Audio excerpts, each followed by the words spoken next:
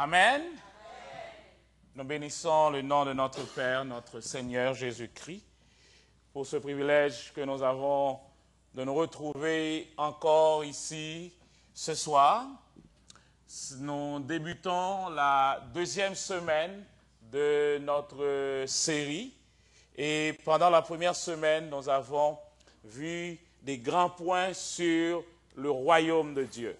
Nous avons vu ce qui compose un royaume, des composantes du royaume. Nous avons vu certains points. Nous avons parlé du roi dans le royaume. Nous avons parlé du Seigneur. Nous avons parlé du domaine du royaume. Nous avons parlé des citoyens du royaume. Nous avons aussi considéré la constitution du royaume. Et nous avons aussi mentionné et débuté avec la justice du royaume. Vu que Jésus nous a dit, vous devez rechercher le royaume de Dieu et sa justice. Ce soir, nous allons débuter cette deuxième semaine en essayant de regarder en dessous de certaines choses. Souvent, nous regardons les choses sur un grand écran, mais nous ne savons pas ce qui s'est passé en coulisses. Qu'est-ce qui s'est réellement passé à la croix? Nous tous ici, nous savons que sur la croix, Jésus est mort. Jésus est mort pour nous délivrer de la puissance de l'ennemi, pour nous délivrer de la puissance du diable, mais nous devons arriver à comprendre ce qu'il y a derrière la croix.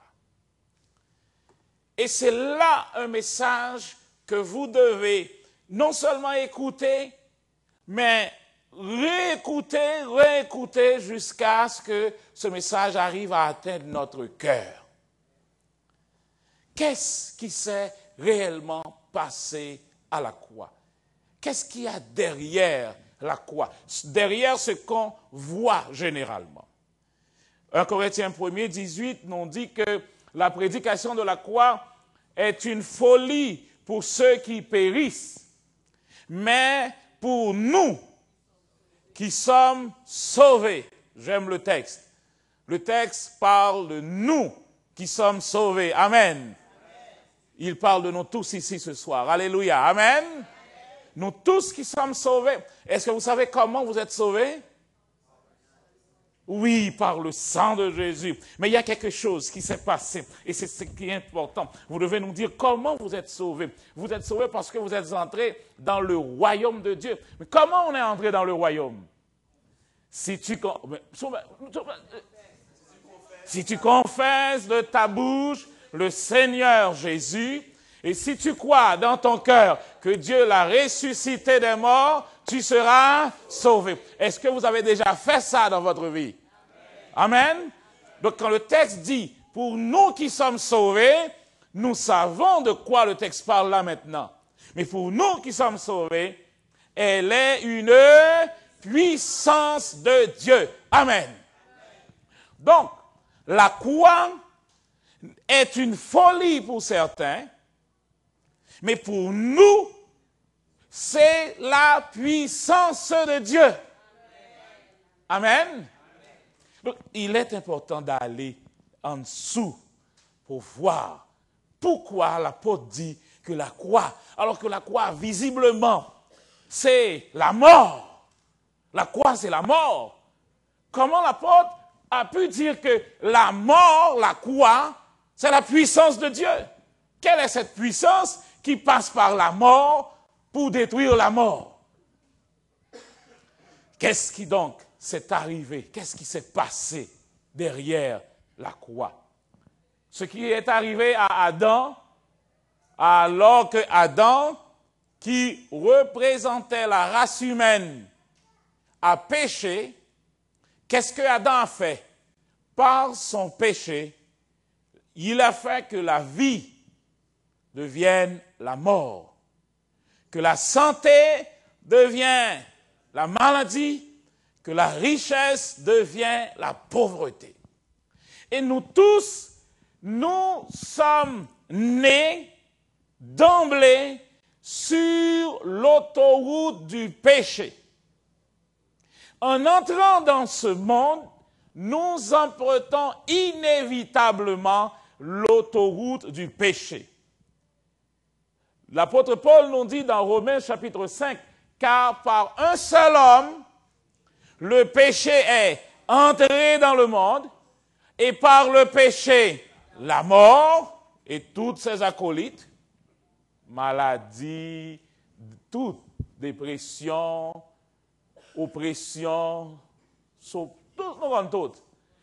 Et la mort s'est étendue sur tout le monde, car tous ont péché. La Constitution déclare que parce que Adam avait péché, puisque Adam représentait la race humaine, Adam était un ambassadeur. Quand un ambassadeur est dans un pays, il représente tous ceux qui sont de son pays. Donc Adam représentait la race humaine. Donc quand Adam a péché, Dieu a considéré que toute la race humaine avait péché. Il faut retenir ça pour nous. Mais il y a une autre voie. La voie de Jean 14, verset 6, où Jésus dit, « Je suis le chemin, la vérité et la vie. Nul ne vient au Père que par moi. » Nous avons emprunté inévitablement l'autoroute du mal, mais il y a un autre chemin, et Jésus nous dit que lui, il est ce chemin. L'autoroute que nous empruntons normalement et naturellement nous conduit à la mort. Maintenant, pour avoir la vie, il faut faire un demi-tour. Il faut trouver un exit pour aller prendre la direction contraire. Et c'est justement ce que nous allons rechercher derrière la croix ce soir. Romains 10 nous dit, versets 2 à 4, « Je leur rends le témoignage qu'ils ont du zèle pour Dieu, mais sans intelligence, ne connaissant pas la justice de Dieu et cherchant à établir leur propre justice, ils ne se sont pas soumis à la justice de Dieu. » Ah! Car Christ est la fin de la loi pour la justification de ceux qui croient. Écoutez bien ceci. Il y a des gens qui veulent avoir une justice. Et l'apôtre Paul dit, ils ont du zèle pour Dieu. Ils ont du zèle pour Dieu, mais ils ne sont pas intelligents parce qu'ils ne connaissent pas la justice de Dieu. Vous savez, des fois, nous pouvons faire de grandes choses, de bonnes choses, mais si nous ne connaissons pas la justice de Dieu, ces grandes ou bonnes choses sont considérées comme des œuvres mortes, sont considérées à la fin comme de mauvaises choses. C'est pourquoi Jésus dit, vous devez chercher, premièrement, donner la priorité au royaume de Dieu et à la justice de Dieu. Souvent, nous recherchons notre propre justice.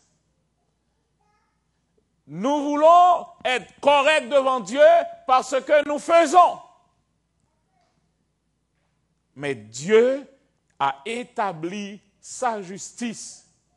Et pour être juste devant Dieu, il faut passer justement par le chemin que Dieu a lui-même tracé. Amen. Romains 5, 12, car c'est pourquoi, comme par un seul homme, le péché est entré dans le monde, et par le péché, la mort, et qu'ainsi la mort s'est étendue sur tous les hommes parce que tous ont péché. C'est là que nous avons pris par le choix que nous avons fait de nous déconnecter de Dieu pour nous connecter avec Satan.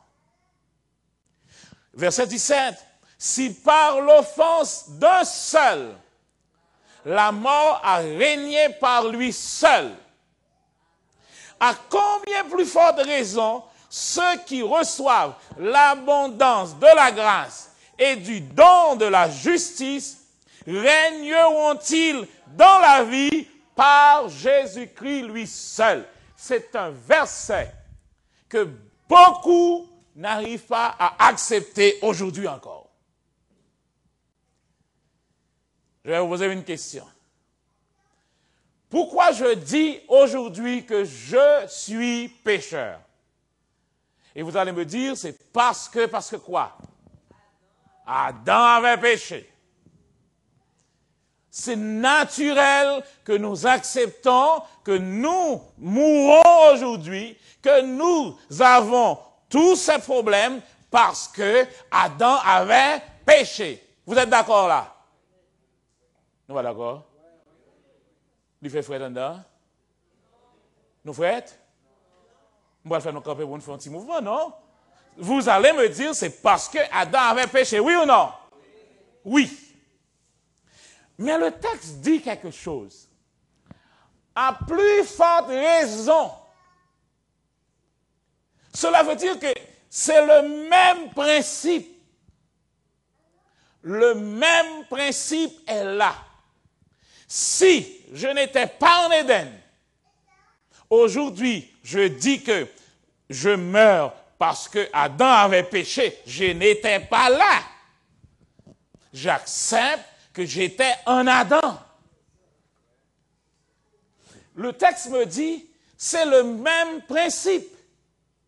À plus forte raison, ceux qui reçoivent l'abondance de la grâce et du don de la justice, régneront-ils aujourd'hui dans la vie? Régneront-ils aussi maintenant?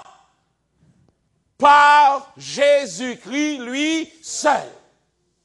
Parce que ce que Adam était pour moi, c'est exactement ce que Jésus est aussi pour moi.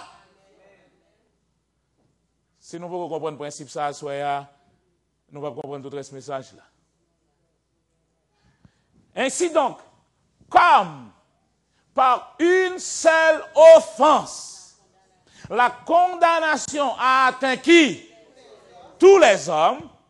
De même, le même principe, de même, par un seul acte de justice, la justification qui donne la vie, c'est à qui est-ce? À tous les hommes. Écoutez, tous les hommes, ceux qui sont au carnaval, ceux qui sont dans des péristyles, ceux qui sont dans des endroits que vous pouvez même pas imaginer, toutes ces personnes ont déjà le même élément du salut. Allô?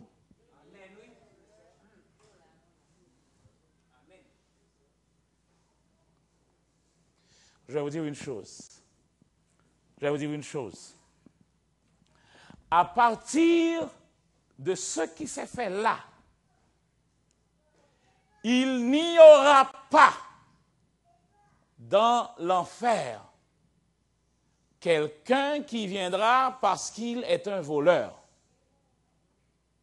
Personne n'entrera en enfer parce qu'il a commis l'adultère. Ça m'a dit un gros bagage, oui. Si nous ne comprenons pas, nous bananes, oui. Personne n'entrera en enfer parce qu'il a menti. Ton gros péché. Mais ce n'est pas pour ça. L'enfer ne t'acceptera pas parce que tu as menti. Personne n'entrera au ciel parce qu'il a volé. Personne n'entrera en enfer pour quel que soit le gros tonton péché que vous pouvez imaginer. Il y a une seule raison qui va permettre à l'enfer d'accepter quelqu'un, c'est si cette personne a refusé le salut que Jésus lui offre. Nous tapons amen, amen, nous ne Voilà la seule condition qui va remplir l'enfer. Tu as volé, Jésus a payé pour ton vol.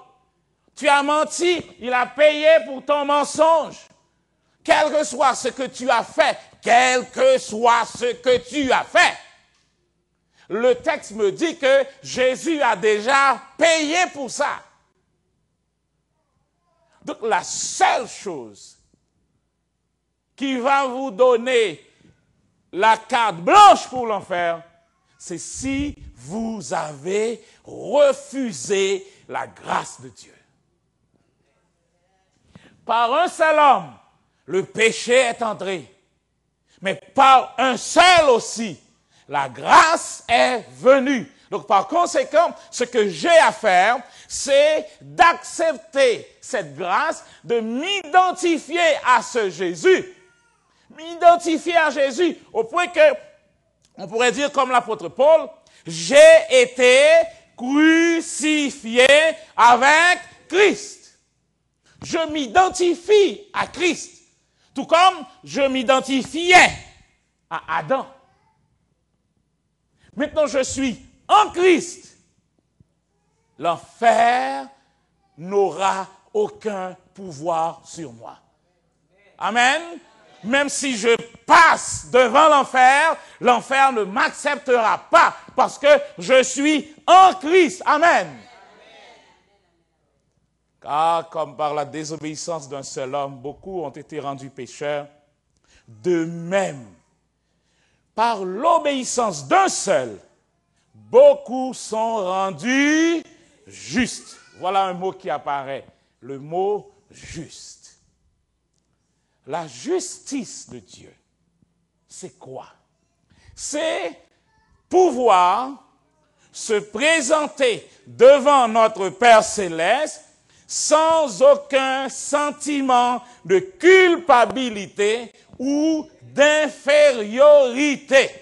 Amen. Quand la Bible dit que je suis juste, ce n'est pas pour ce que je fais. Je voudrais que ce soir, on arrive à comprendre cela. Je ne suis pas juste pour ce que je fais. Je suis juste parce qu'il y avait quelqu'un qui a fait un acte d'obéissance. Amen. Je suis juste par l'obéissance d'un seul.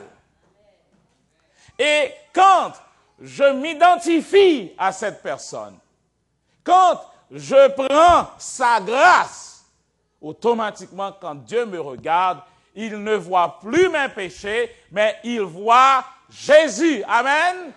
Jésus devient le miroir. Quand Dieu regarde à travers la grâce, à travers le sang de Jésus, il voit que je suis un juste. Donc la justice, c'est pouvoir me présenter devant Dieu sans aucun sentiment de culpabilité ou d'infériorité. 1 Corinthiens 5, 21, c'est un texte que vous devez souligner. Vous connaissez 2 Corinthiens, c'est 2 Corinthiens. Vous connaissez 2 Corinthiens 5, 17. Si quelqu'un est en Christ, il est une nouvelle créature. Les choses anciennes sont passées et toutes choses sont devenues nouvelles. C'est dans la même pensée que le verset 21 est écrit.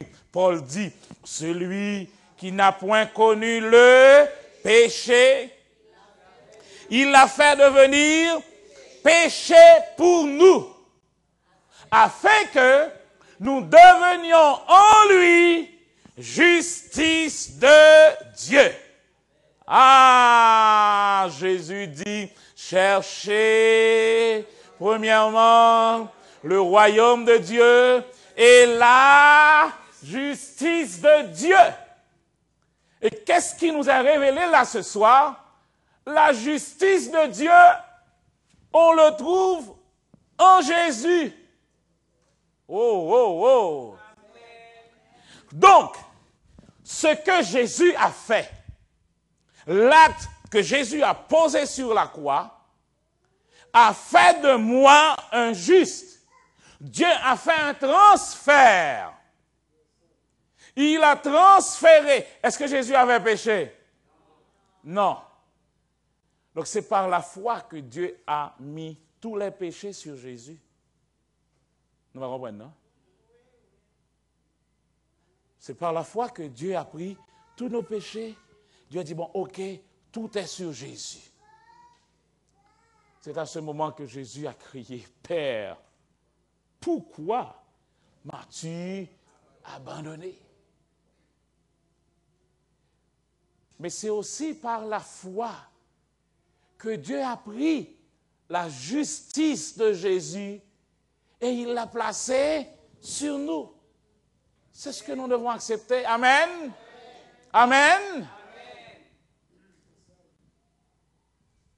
Par le moyen de la foi. C'est par le moyen de la foi.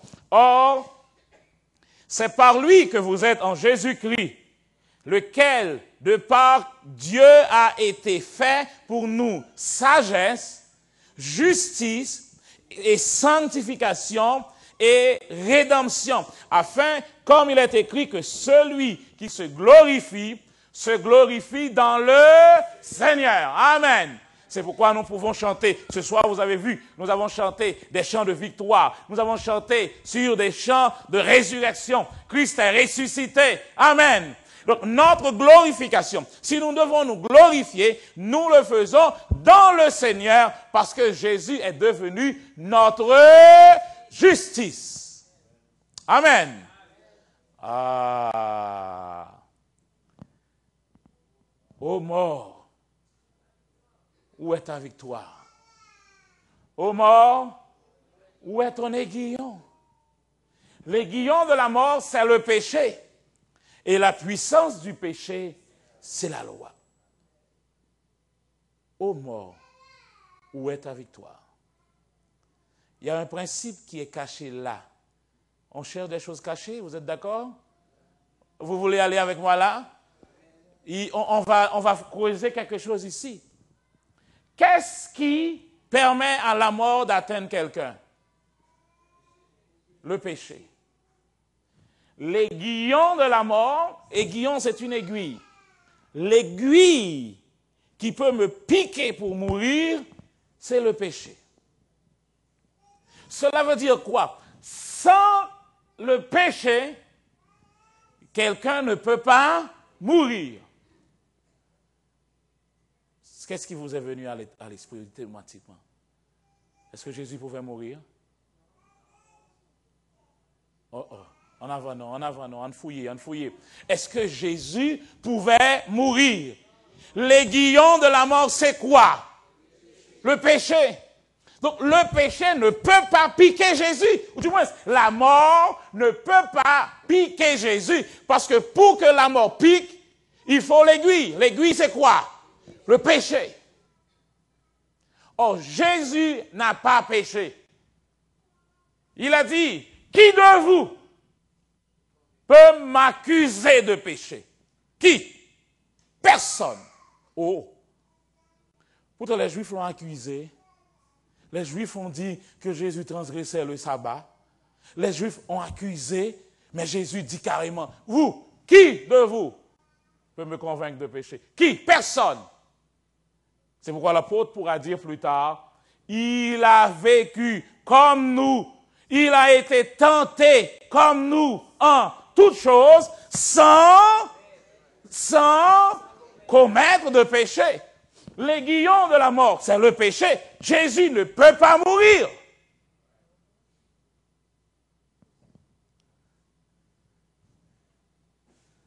Ça veut dire quoi? Jésus peut avoir maintenant sur la terre 2000 ans, il n'est pas qu'à malade, il n'est pas qu'à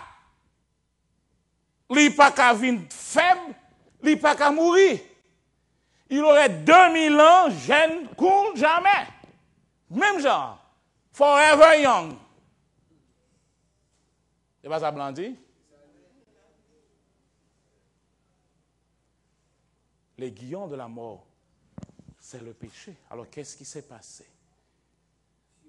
Dieu a fait un transfert. Dieu n'a pas fait Jésus pécher. En un mot, Dieu n'a pas dit Jésus, tu dois pécher. Mais Dieu a fait un transfert, il a mis sur lui tous les péchés. Et Jésus va mourir parce qu'il a dit oui. Il l'a accepté. Et quand il a accepté, alors c'est comme si la mort dit, c'est pas moi, c'est vous-même qui dit. Et là, la mort l'a piqué parce qu'il l'a voulu. Dieu appelle ça un acte de justice.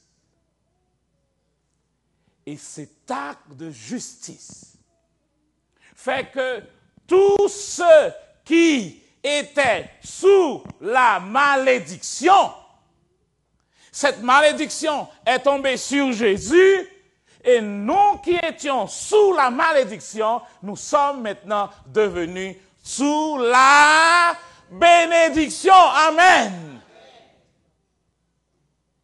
Il a pris ce qui était malédiction quand il a dit sur la croix, tétélestai, c'est-à-dire tout est accompli. À partir de ce moment, Jésus est devenu ce que nous étions pour que nous puissions nous-mêmes devenir ce qu'il était. Il est la justice de Dieu. Nous étions des pécheurs. Je dis toujours, nous étions des pécheurs.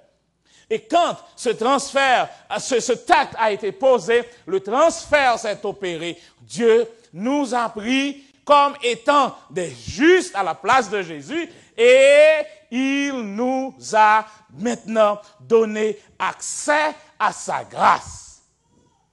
Louons Dieu le Père de notre Seigneur Jésus-Christ. Il nous a bénis dans notre union avec le Christ en nous accordant toute bénédiction spirituelle dans le monde céleste. Le transfert du royaume est opéré.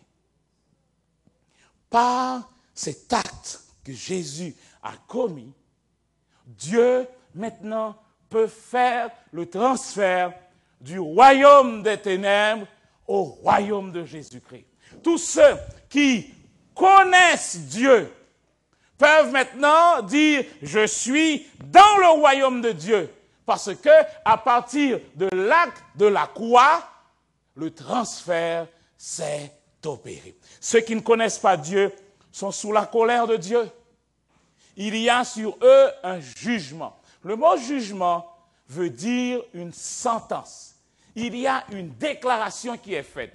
Il y a une sentence. Ceux qui ne connaissent pas Dieu sont sur un jugement. Le jugement dit, Romains 1er 32, eh bien, qu'ils connaissent quoi?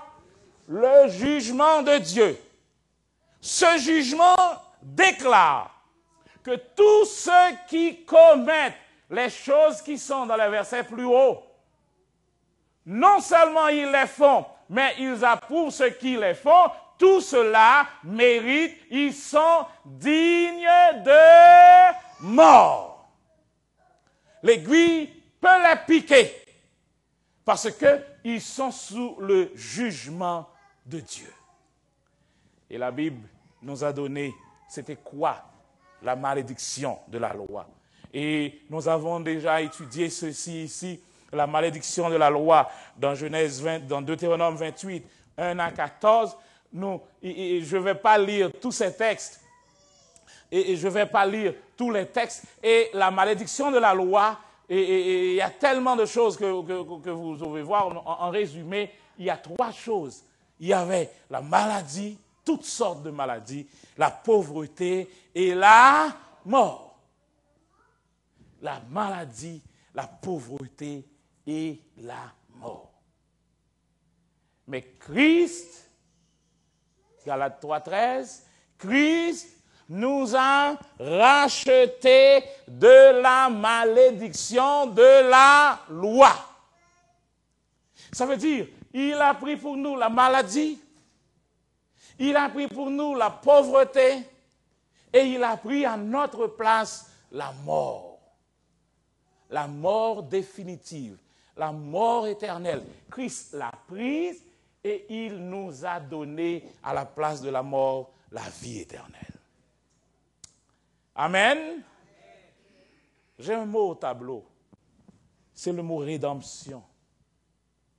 Le mot rédemption veut dire un rachat total. Un rachat total. Donc, par ce que Jésus a fait sur la croix, Dieu a payé combien pour nous? Combien? 100%. Écoutez, si Dieu a payé 100% pour nous, à combien nous sommes à Dieu nous-mêmes?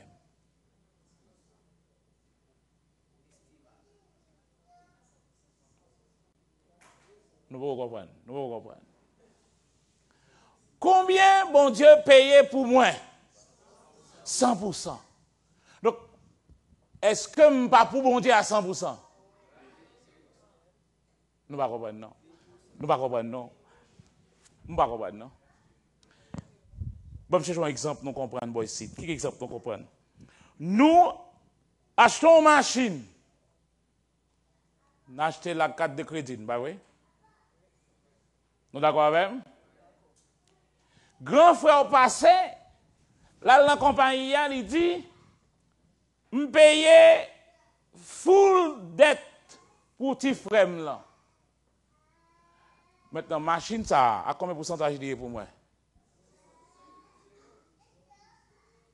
Ah, je dis, nous ne pas moyen, non? Est-ce que je suis capable de peur pour compagnie par saisir là même? Est-ce que compagnie doit venir dire, mais j'en pour servir avec elle? Comment s'il veut? C'est pour l'ilier? Je ne vais pas payer elle? Nous ne pouvons pas comprendre l'évangile là, nous, à soi, hein? Nous péchons, pas vrai? Le péché réclamait la mort. Qu'est-ce que Dieu a payé pour ça? La mort, 100%. Donc, si Dieu a payé 100%, maintenant, est-ce que je ne pas 100% pour bon Dieu? Est-ce que je n'ai peur que Satan a fait mon bagaille? Écoutez. Ah, j'ai un gros problème avec nous là. Satan ne peut pas mettre la maladie sur moi.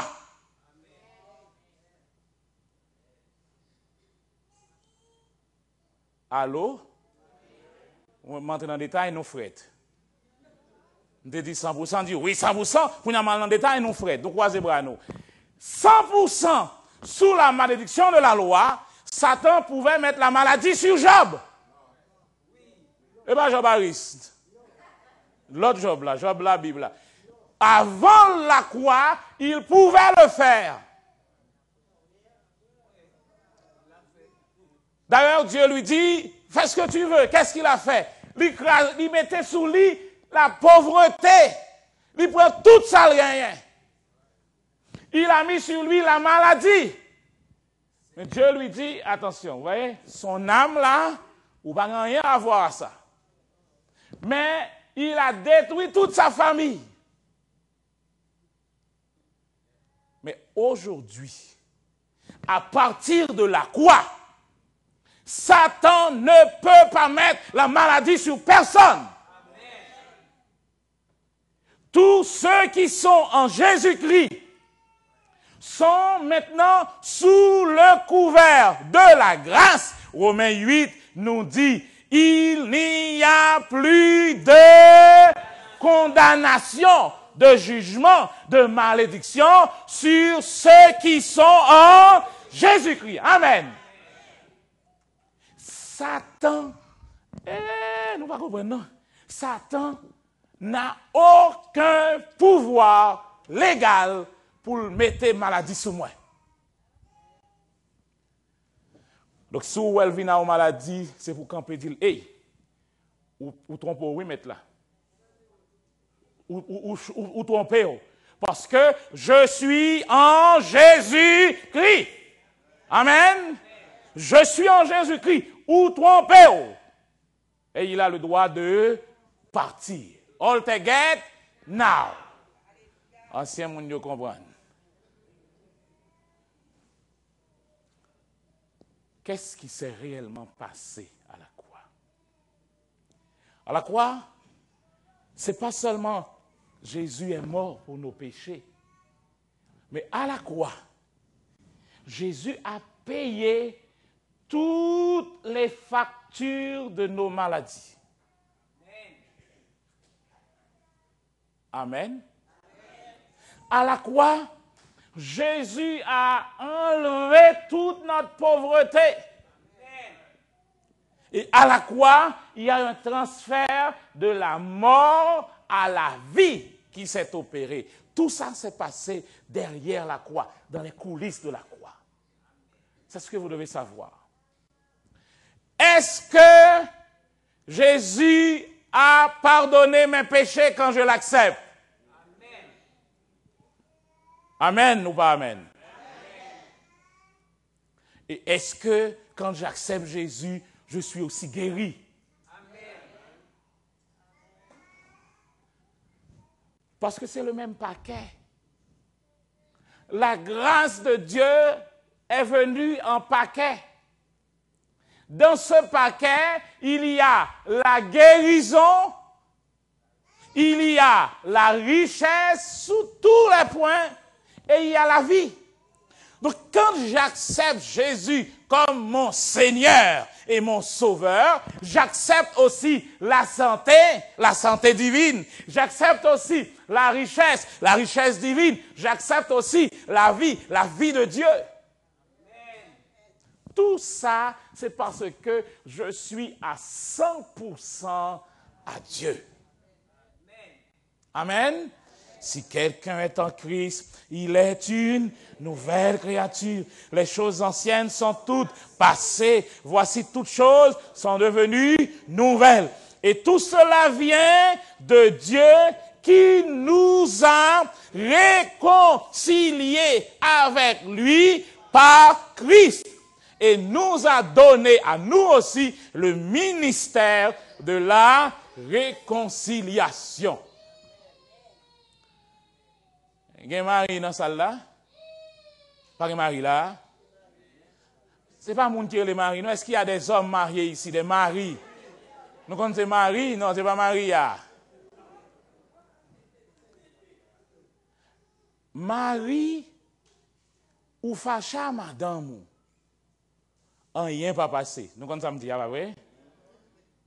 Embargo, tout bagage bloqué.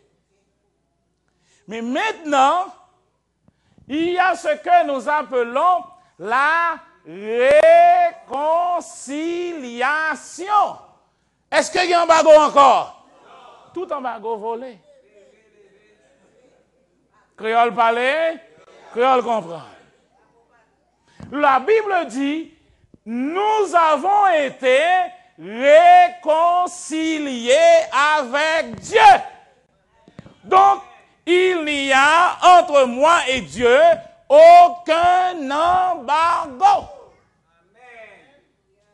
Et Dieu dit, tu pourras manger de tous les arbres du jardin. Donc, je suis redevenu dans l'abondance de Dieu parce que je suis réconcilié avec lui. Donc, quand je suis conscient de ça et je suis juste, ça veut dire j'ai le plein pouvoir. Le mot pouvoir veut dire autorité légale. J'ai l'autorité légale de me présenter devant le trône de Dieu sans aucun sentiment d'infériorité. Nous pouvons nous présenter devant le trône de la grâce sans aucun sentiment d'infériorité, car Christ était dans le monde, car Dieu était en Christ, réconciliant le monde avec lui-même, en n'imputant point aux hommes leurs fautes, leurs offenses. Hier soir, nous avons parlé de ce mot imputer. Imputer ici, c'est un mot comptable. Ça veut dire déposer sur son compte. Donc, Dieu n'a pas déposé sur le compte des hommes leurs péchés, mais au contraire, il nous a donné la parole de la réconciliation. Quand nous nous présentons, il nous dit, viens donc, viens, tu peux venir. Qu'est-ce qu'il y a? Parce que nous sommes réconciliés avec lui. Alors, nous allons finir ce soir. Derrière la croix, quelque chose s'est passé. Ce n'est pas, écoutez, moi je dis non bagaille ici. Là nous dit que Jésus a pris une mort ignominieuse pour nous. Écoutez ce que je vais dire là. Ce que Jésus a souffert sur la croix n'est pas plus grand que ce que les deux voleurs à côté de lui ont subi. Oh! Ah! Mon problème là. Au contraire, les deux voleurs ont subi physiquement plus que Jésus. Oh, quand elle tombe là. Parce que si vous regardez dans la Bible, vous voyez que ils n'ont pas de cas mourir eux-mêmes. Ils sont obligés de venir qui ça? Casser jambes. Et là, il est sous Jésus, il dit, ah bon, monsieur, allez déjà, balle vague. Donc, physiquement, ces deux hommes ont souffert plus que Jésus. Waouh! Donc, la mort de Jésus, le côté terrible de la mort de Jésus, ce n'est pas le côté physique. Ah! Donc, chaque fois que vous regardez le film, la vie de Jésus, quand il y a couru cloua, je prends un coup de pied dans l'estomac, moi, dans le film, ça, je suis d'abord quand on petit monde, je dis, il regarde, pareil, on dit qu'on prend crise là, je dis, non, on dit qu'on prend crise, donc, ou toujours veiller, pareil, quand on prend crise. Ensuite, je suis d'abord quand on demoiselle, dit, pareil, on dit qu'on prend crise, lui-même, quand on dit, pareil, on dit qu'on prend crise là, bon, on aime bon. Puis là, il commence à passer le film là, on dit, pique! Biou, il tombe, puis malchance pour moi. Mal dépoté, il me prend deux pieds. Et puis il râle les pieds comme ça, oup, et puis il pouf, me bâtit.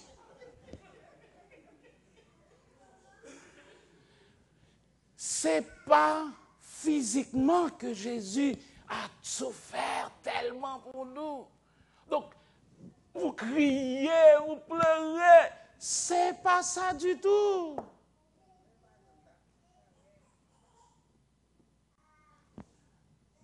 Mais la mort de Jésus est beaucoup plus que physique. La mort de Jésus est spirituelle d'abord. Il n'a pas commis de péché.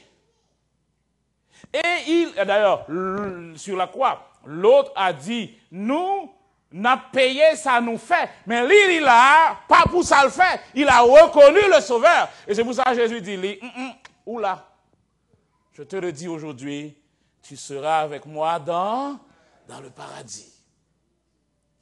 La mort de Jésus est plus spirituelle que physique. Parce que derrière la mort, il y a eu des choses qui se passaient. La Bible va nous révéler que Jésus est entré dans l'enfer. Oh! Il est allé faire quoi dans l'enfer? Il est allé dans l'enfer pour que moi je n'y vais plus. Oh, Mbaba. Jésus entré dans l'enfer pour que aucun petit lit pas rentrer là encore. Et l'arrivée dans l'enfer, la Bible me dit,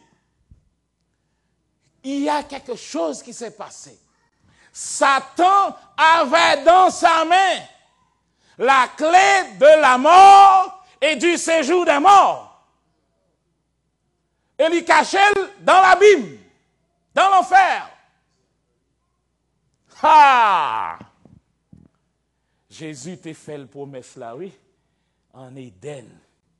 Jésus dit, je mettrai inimitié entre toi et la femme, entre ta postérité et sa postérité. Celle-ci t'écrasera la tête. Ah, c'est pour ça que Jésus descend dans l'enfer. Là, dans l'enfer.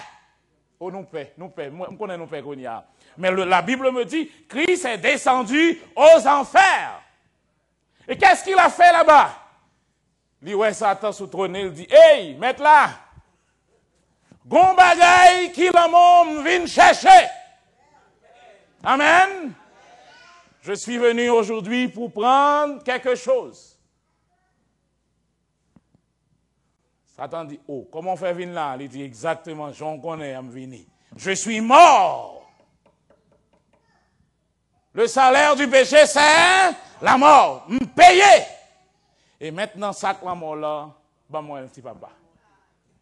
Et là, Jésus a pris dans la main de Satan quoi?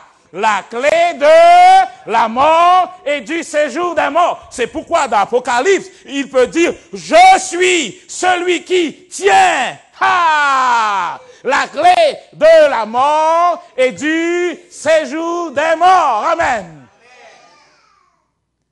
Attendez bien. Non pas qu'appel en mort encore. Satan ne peut plus nous faire fil à langue avec la mort. Nous comprenons français, non? Fil à langue. Il ne peut plus nous intimider avec la mort. Parce que la mort, la clé de la mort est maintenant dans les mains de Jésus. Rangez-nous, tenez bien. Jésus dit, dans mon royaume, voilà ce qui se passe. Je vous donne des clés. Quand on donne la clé à quelqu'un, ça veut dire on lui donne la responsabilité, on lui donne l'autorité, on lui donne le pouvoir. Donc, j'ai maintenant dans le royaume des cieux les clés du royaume. Donc, j'ai le pouvoir dans le royaume des cieux. Amen. Et Jésus a dans sa main la clé de la mort et du séjour des morts. Qui clé Satan gagne? En avant, non. Qui clé Satan gagne? Écoutez bien ce que je vais vous dire là ce soir. Sur la terre, Satan est illégal. Nous va dire, nous que les paix. Nous que les paix, Satan toujours, oui. Il est sur la terre comment? Illégal. C'est pour cette raison que nous pouvons nous présenter avec l'autorité de Jésus sous quel que soit côté Satan et nous dit au nom de Jésus de Nazareth, all te get now. Il est obligé à aller, amen. Parce qu'il est illégal. Depuis illégal ou est police ou prend rack. Donc pour qui ça n'a peur devant Satan? Vous devez seulement savoir ce qui s'est passé à la croix. À la croix, Jésus nous a redonné l'autorité. Amen. Je vais m'arrêter là ce soir. On va continuer à partir d'ici demain soir. Et on va voir, derrière la croix, il y a des clés spirituelles. Donc, je vous donne rendez-vous pour demain soir. Ceux qui sont ici, ne ratez pas le reste de ce message. Vous allez comprendre les clés spirituelles. Et vous allez voir comment vous pouvez vivre et régner sur la terre, régner comme Jésus sur la terre. Vous pouvez commander aux arbres, commander aux poissons, vous pouvez parler à la mer, parler aux étoiles, parce que vous reprenez l'autorité que Dieu avait donnée à Adam. Amen. Amen. Et c'est pourquoi nous avons le chant thème. Brisant les liens funèbres, alléluia, Christ est ressuscité. Il a brisé, il a rompu, sans effort, la puissance de la mort. Il l'a fait en prenant la mort à notre place. Ce soir, je vous invite à la méditation. Je vous invite à ouvrir vos cœurs pour entendre la voix de l'Esprit Saint qui vous dit, mon enfant, tu n'as plus à avoir peur. Tu n'as plus à avoir peur parce que ton salut est déjà assuré. Amen. Amen. Nous allons nous mettre debout. Nous allons prier ce soir. Je prie le Seigneur pour que ces paroles puissent rester profondément en vous. Et demain soir, nous viendrons pour continuer à prendre les lois spirituelles qu'il y a derrière la croix pour vivre à la gloire du Seigneur. Notre Père et notre Dieu, chaque fois que nous nous présentons devant ta parole, nous trouvons du réconfort. Ce soir, tu viens de montrer à tes enfants ce que tu as fait par la croix. C'est pourquoi l'apôtre Paul a dit que la croix est la puissance de Dieu pour détruire ce que le mal avait fait, pour nous redonner autorité dans ton royaume sur la terre. Père, je te prie pour chaque cœur ici ce soir, pour chaque âme qui a entendu ces paroles. Saint-Esprit, toi qui es là pour nous éclairer, je te prie de faire ce travail dans le cœur de tous tes enfants, afin que nous puissions, comme tu l'as dit dans ta parole, régner parce que tu as déjà donné toutes les provisions pour que tes enfants puissent retrouver leur autorité sur cette planète.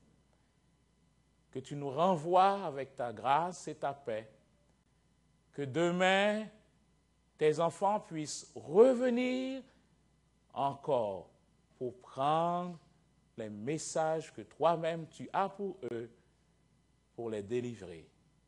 Nous t'en prions dans le nom de Jésus, notre Sauveur et Seigneur. Amen.